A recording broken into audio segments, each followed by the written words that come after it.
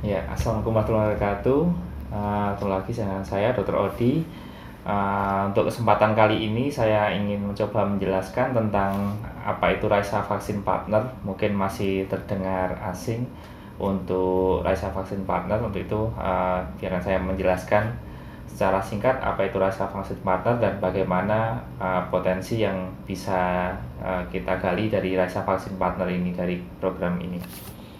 Untuk pertama ingin saya jelaskan dulu, jadi Raisa Vaksin Partner itu adalah anak dari Raisa Vaksin Center yang selama ini memang sudah mungkin cukup banyak dikenal, terutama di Jogja terkait pelayanan vaksinasinya. Jadi mungkin orang Jogja tahunya kalau sekarang vaksin ya di klinik vaksin Raisa, itu dulu nama bagiannya klinik vaksin Raisa, cuma kita memang untuk merek sebenarnya adalah Raisa Vaksin Center. Dari Raisa Vaksin Center ini kita sudah 5 tahun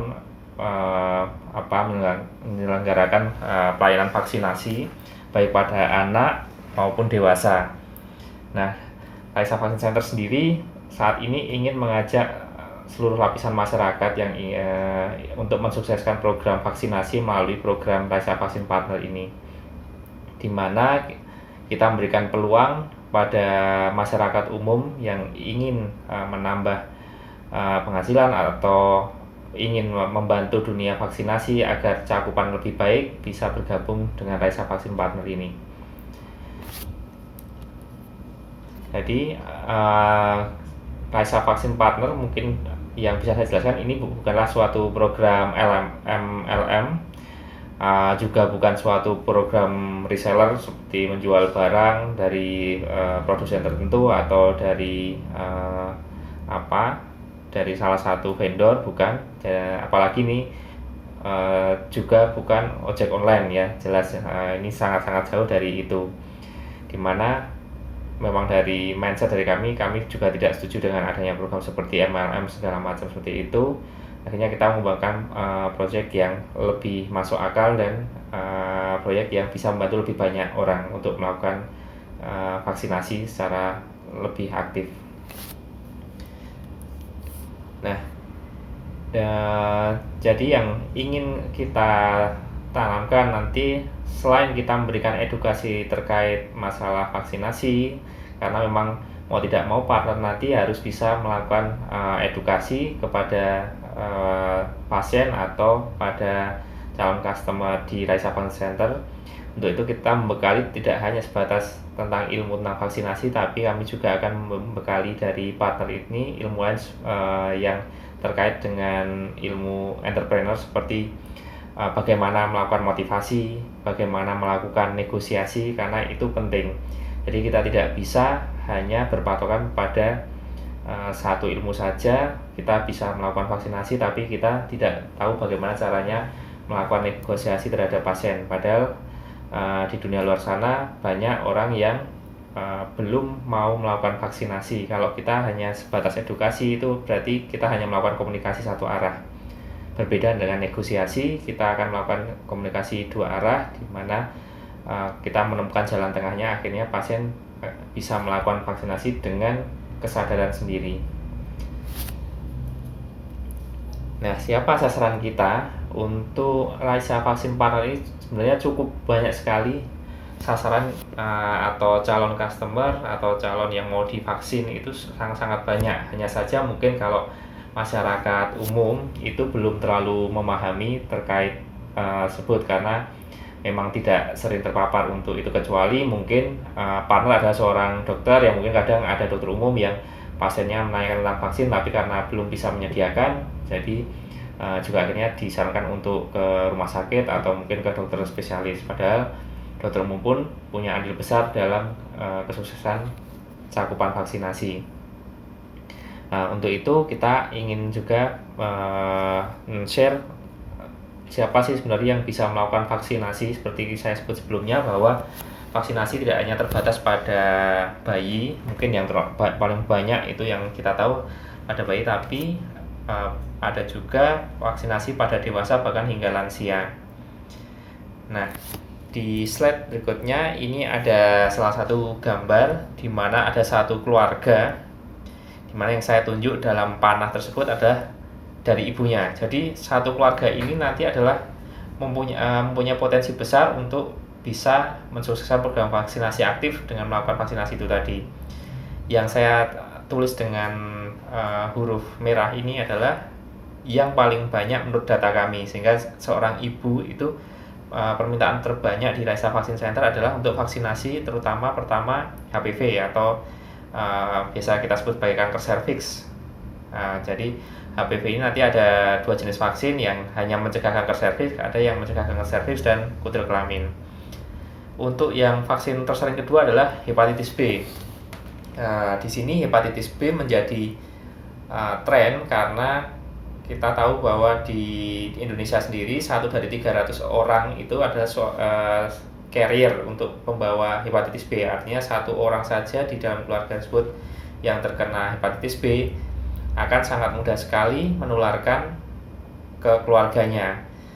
Tidak harus melalui hubungan seksual atau segala macam, bahkan hanya alat makan yang berbarengan, atau mungkin sikat gigi yang mungkin tertukar atau segala macam, atau berdekatan sikat giginya, itu juga memiliki resiko besar untuk penularan hepatitis B. Penderita pun belum tentu akan menunjukkan gejala, artinya mungkin dia seorang carrier saja, dia membawa virusnya tapi dia tidak mengeluarkan gejalanya. Tapi beda halnya ketika dia menularkan kepada anaknya yang mempunyai imunitas yang mungkin lebih rendah atau mungkin belum divaksin malahan. Artinya dia akan lebih mudah terkena penyakit atau menunjukkan gejalanya yang bersifat mematikan. Nah, hepatitis B ini juga sangat ditakuti karena ternyata ini memiliki angka kematian yang cukup tinggi juga ketika menimbulkan gejala. Jadi yang selama ini mindsetnya kita, HIV yang sangat menakutkan, justru hepatitis B ini penularannya jauh lebih mudah dibandingkan HIV.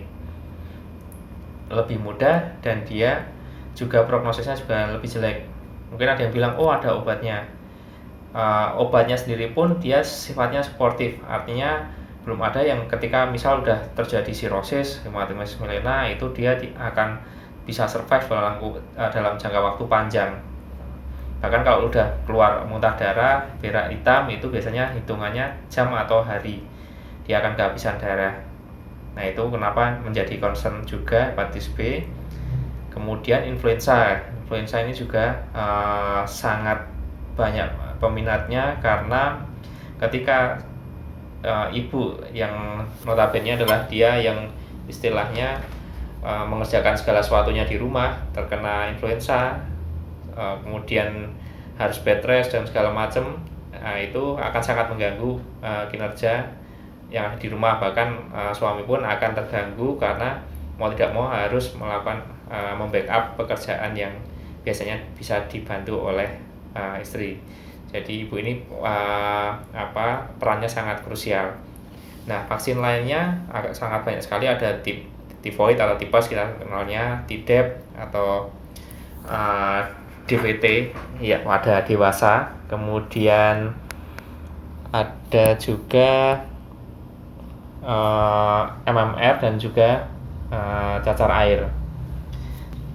Nah, untuk berikutnya itu adalah, ini kita tunjukkan ada seorang ayah, yang ayahnya ini yang saya tunjuk di panah. Ini juga perannya sangat-sangat penting, tapi mungkin kesadarannya akan jauh lebih rendah dibandingkan seorang ibu. Jadi biasanya yang punya keputusan untuk melakukan vaksinasi dalam keluarga itu justru paling sering adalah seorang ibu, terutama kalau terkait dengan vaksinasi pada anak.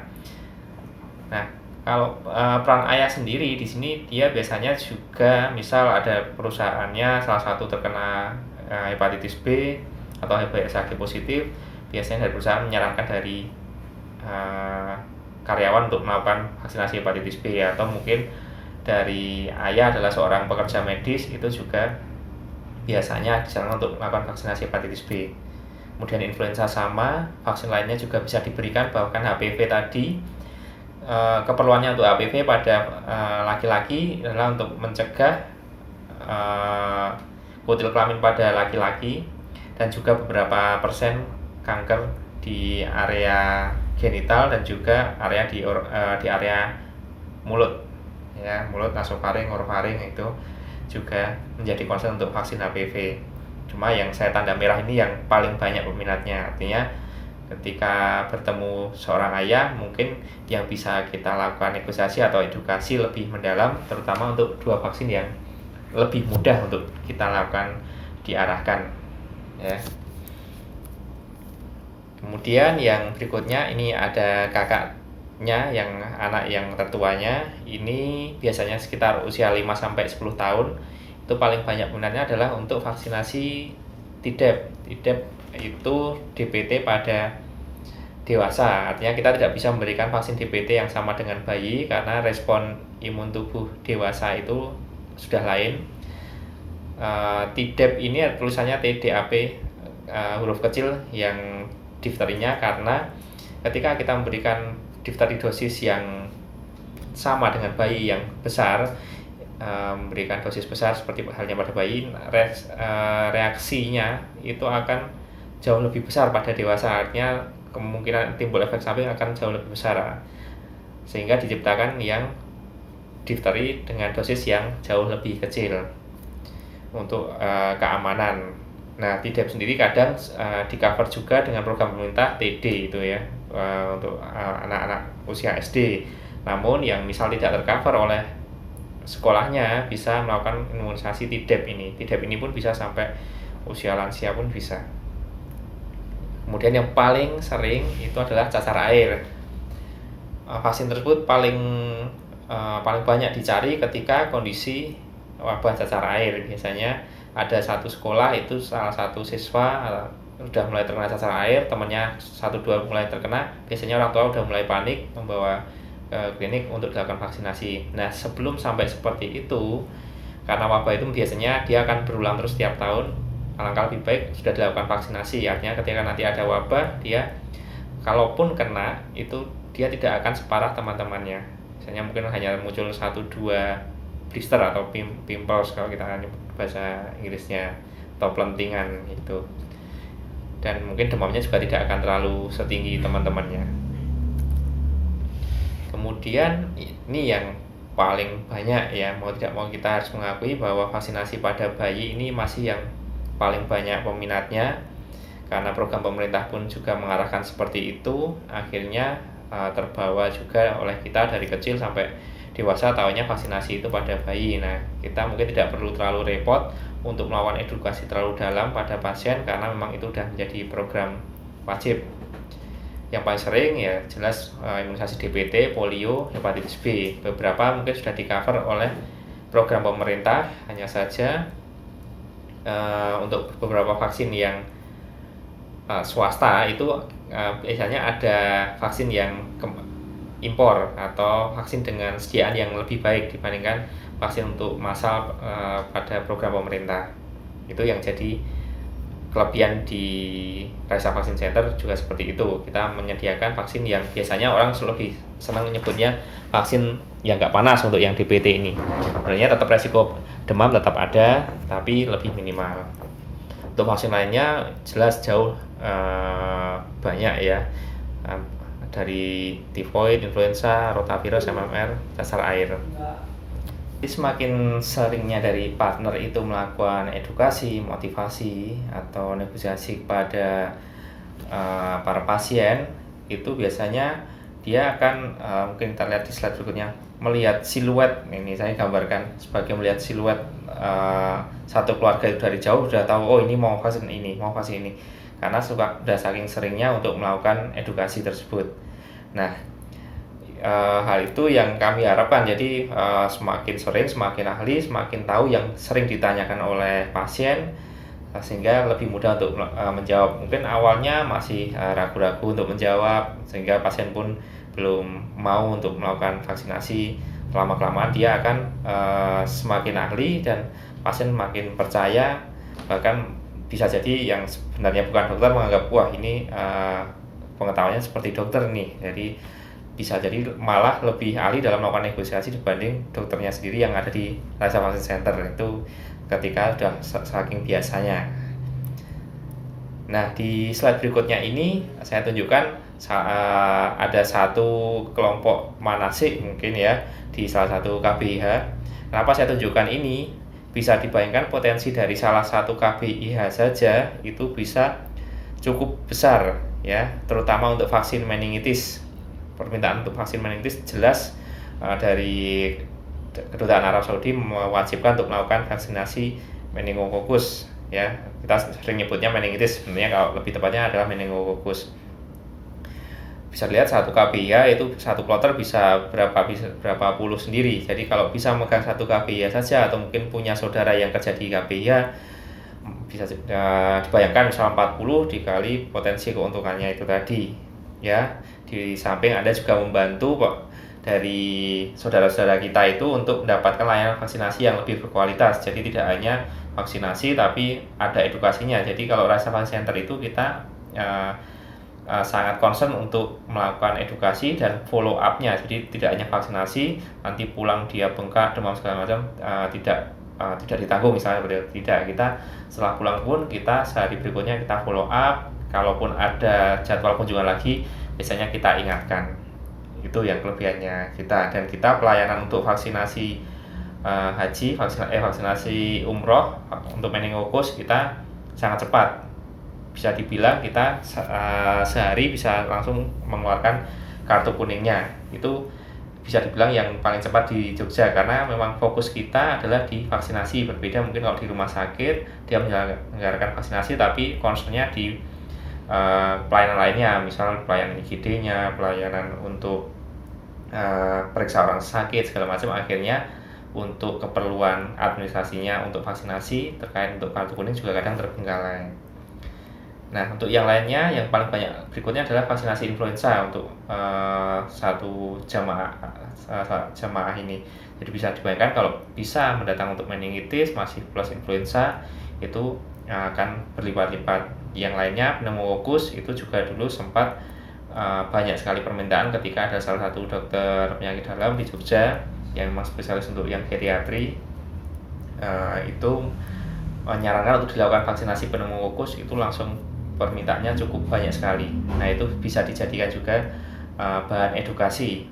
Jadi memang di Arab Saudi itu cuacanya sangat kering, istilahnya sangat ekstrim, sehingga kita butuh perlindungan yang cukup besar.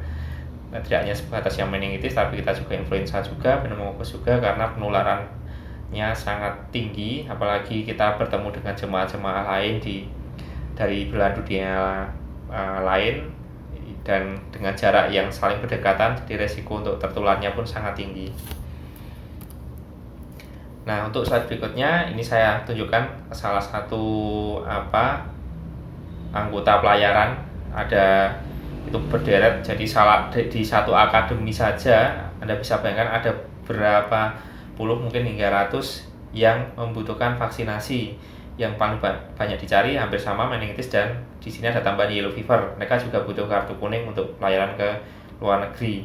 Jadi bisa dibayangkan kalau bisa memegang salah satu akademi pelayaran, atau tidak harus akademi pelayaran, mungkin ada yang sekarang itu banyak sekolah-sekolah untuk yang terkait dengan pelayaran, mungkin untuk cleaning service-nya di pesawat atau waitersnya di pesawat di kapal pesiar. Itu sudah banyak sekali. Di Jogja juga cukup banyak. Oke. Nah, ini juga potensi yang sangat besar, yaitu sekolah-sekolah kesehatan di Jogja ini sudah mulai berjamur ya, udah berjamurnya cukup ekstrim istilahnya untuk sekolah-sekolah kesehatan ini. Nah, yang paling banyak dicari itu adalah vaksinasi hepatitis B. Kenapa hepatitis B ini jadi concern? Karena mereka bertemu langsung dengan pasien, di mana seperti yang saya bilang tadi, 1 dari 300 orang di Indonesia itu adalah carrier untuk hepatitis B. Makanya kalau ada pasien-pasien yang mau mondok di rumah sakit, pasti harus disarankan untuk cek HBsAg, bukan cek HIV, karena memang penularan hepatitis B jauh lebih besar di Indonesia, dan sama-sama pengobatannya kurang efektif kalau sudah terkena yang fase lanjut. HIV juga seperti itu, hepatitis B sama. Jadi jangan dibayangkan HIV itu yang paling menakutkan, hepatitis B pun hampir sama. Sehingga ketika anak-anak akademik kesehatan atau mungkin yang masih belajar magang segala macam di rumah sakit, mereka tidak dibekali ini, bisa dibayangkan mereka yang menerima pasien pertama sedangkan seniornya segala macam atau pegawai aslinya dia menyiapkan APD, alat pelindungan diri, sehingga yang lebih mudah terkena pertama adalah justru siswa-siswa dari siswa kesehatan ini. Sekedar pengalaman, pernah kami melakukan screening di salah satu stikes di Jogja itu lebih dari 50%-nya ternyata HBsAg positif. Tapi hanya di salah satu stikes saja. Jadi kita sudah sering melakukan screening di banyak stikes dan mungkin di fakultas kedokteran juga. Ya saja di satu stikes ini yang tidak bisa saya sebut namanya, itu ternyata 50% lebih ternyata carrier. Akhirnya kita tidak jadi melakukan vaksinasi massal pada semua siswa, hanya mungkin yang HBsAg-nya yang benar-benar negatif. Itu yang sempat mengagetkan kami juga. Kemudian untuk slide berikutnya ini ada saya tunjukkan 2 wisatawan asing sebagai gambaran saja bahwa potensi vaksinasi pun bisa kita dapatkan dari pengunjung dari luar negeri. Biasanya paling sering ini yang saya tulis merah ini adalah rabies. Biasanya mereka sudah melakukan vaksinasi rabies di negaranya sebanyak 1 kali. Kemudian untuk yang dosis berikutnya lanjutannya itu kan nanti ada yang sampai 4 kali itu dilanjutkan di Indonesia. Nah, mereka kadang kebingungan, barangkali ada yang tempat tinggalnya di daerah wisata, banyak turis segala macam, itu bisa jadi potensi juga. Atau mungkin ada seorang guide dari seorang turis, atau mungkin rumahnya menjadi homestay, itu juga potensi yang besar sekali untuk bisa mengirimkan wisatawan asing untuk melakukan vaksinasi. Karena di negara mereka sangat concern sekali untuk melakukan vaksinasi. Kenapa mereka sangat takut sekali dengan rabies? Pertama, tujuan wisata mereka adalah paling sering ada di Bali. Biasanya ada di Jogja ke Bali. Nah, di Bali ini endemis sekali untuk rabies. Rabies itu apa? Jangan dianggap cuma penyakit anjing gila, terus kemudian nanti kalau kena berliur segala macam.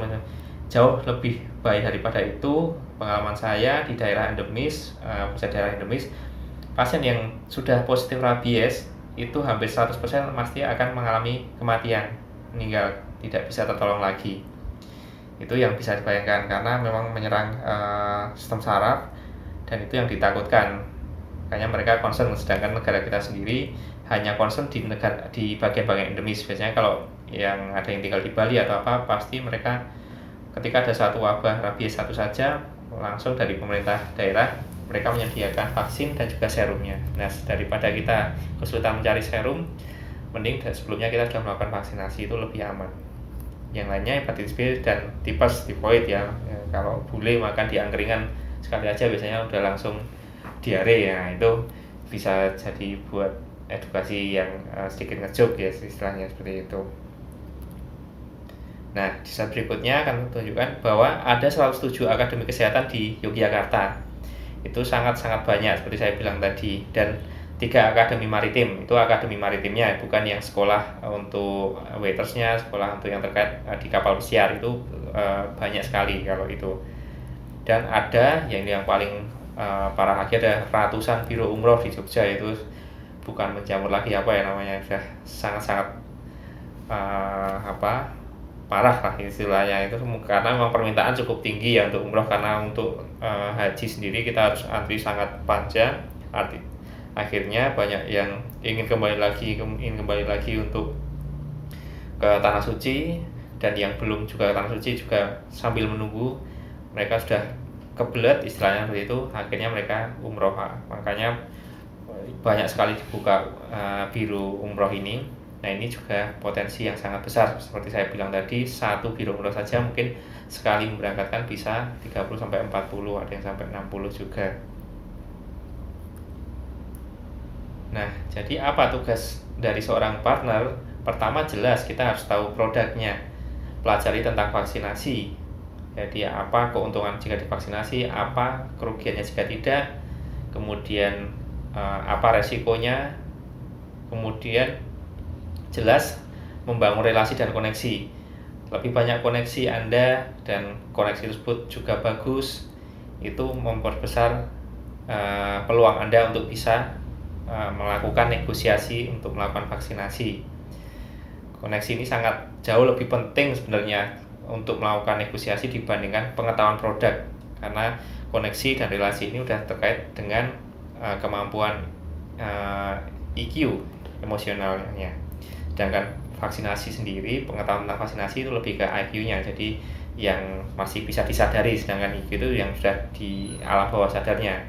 Sehingga ketika orang sudah senang dengan Anda menyarankan untuk segala macam, pasti akan lebih mudah. Kemudian cara membangun hubungan dan bernegosiasi nanti akan kami bahas di video yang lain. Kemudian mulai dari diri sendiri, artinya akan sangat jauh lebih mudah ketika Anda menyarankan untuk melakukan vaksinasi. Misal vaksinasi influenza, ketika Anda sendiri sudah melakukan vaksinasi influenza, itu dampaknya akan sangat-sangat berbeda sekali. Ketika Anda menyampaikan, itu pun sangat berbeda.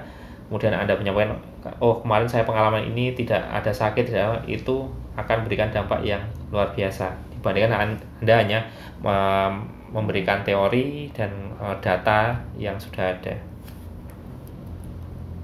Kemudian akan saya jelaskan kenapa kami mulai membangun komunitas partner ini, karena kami tahu bahwa cakupan vaksinasi yang ada di Indonesia ini masih terbatas untuk vaksinasi bayi, padahal kita juga butuh vaksinasi dewasa yang jauh lebih baik cakupannya, sehingga tercipta kekebalan komunitas atau kita sebut herd immunity.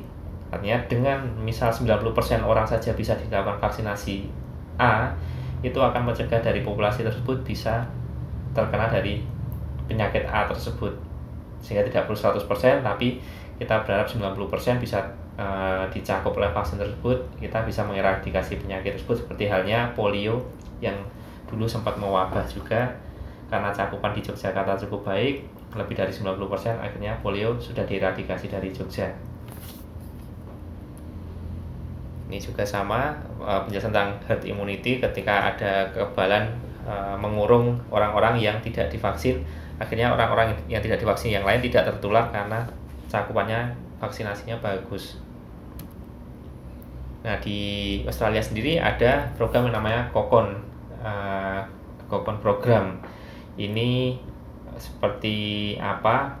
Program istilahnya kepompong, jadi melindungi bayi melalui kekebalan komunitas yang ada di keluarga tersebut.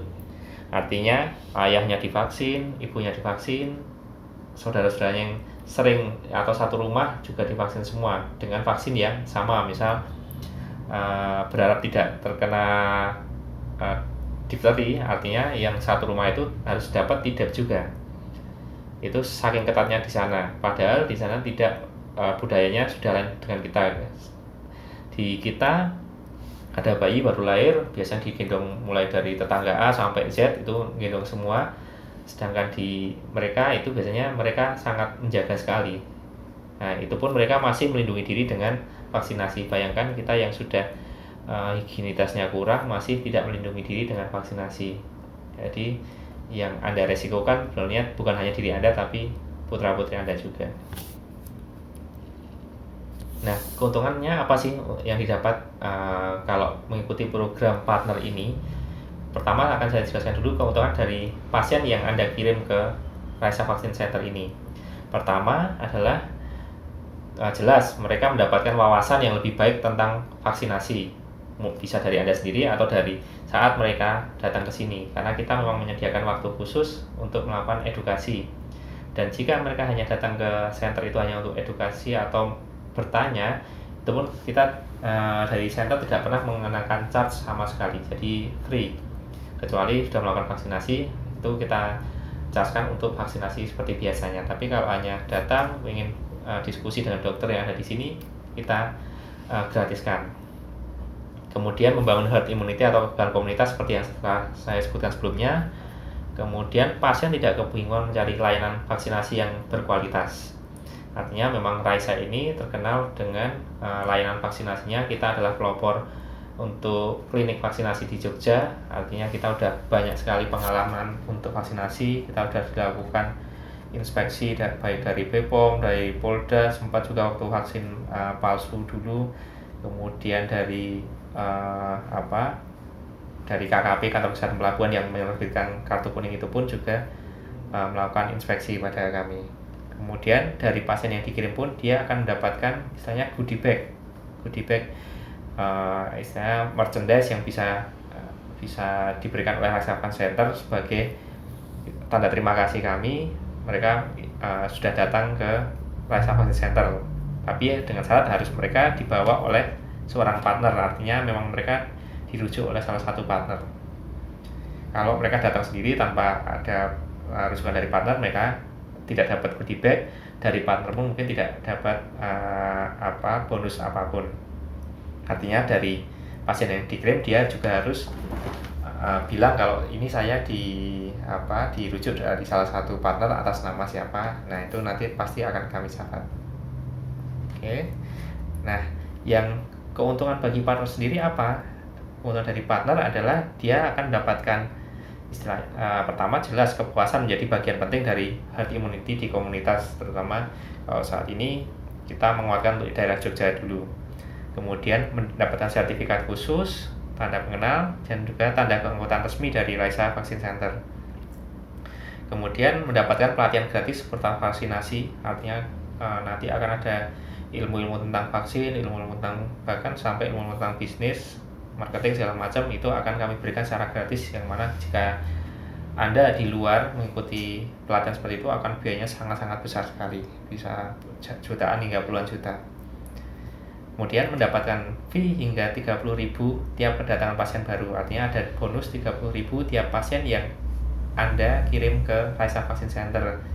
Jadi ada bonus yang kita berikan ke pasien yang dikirim, ada yang kami berikan bonus kepada partner yang mengirim. Jadi dua-duanya akan menerima keuntungan yang cukup besar. Fee-nya bisa sampai 30.000 per pasien baru. Artinya bisa dibayangkan ketika satu KPIH itu tadi bisa dibayangkan ada sekitar 50 pasien, 30.000 kali 50 bisa Anda hitung sendiri. Ya. Hanya dengan Anda merujuk saja, Anda tidak perlu menyuntikkan vaksinnya, Anda tidak perlu mengedukasi jauh tentang vaksinnya, biarkan kami yang bekerja lebih jauh. Artinya Anda hanya mendorong mereka bisa melakukan partisipasi aktif berupa vaksinasi.